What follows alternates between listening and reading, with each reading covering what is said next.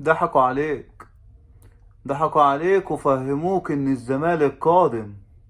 ضحكوا عليك وقالوا لك المرة دي بجد مش هنسيبها لحد.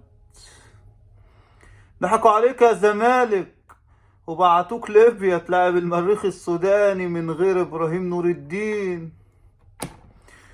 ودوك من غير حكامك. تعالى كل بطيخ وانسى اللي حصل لك من المريخ.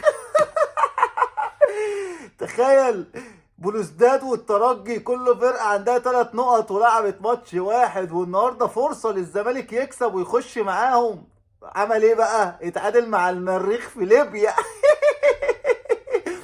وبقى حصالة.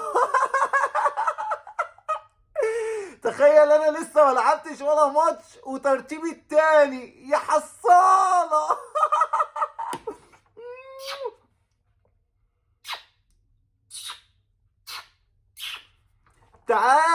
تعالى كل بطيخ وانسى اللي حصل لك من المريخ، وقبل ما تشرب اي حاجة شوف التاريخ عشان ما يحصلكش زي اللي حصل للزمالك من المريخ.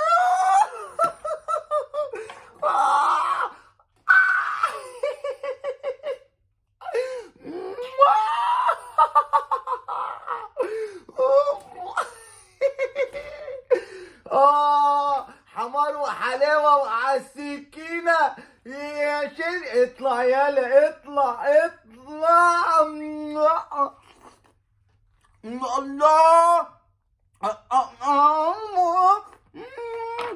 باي باي.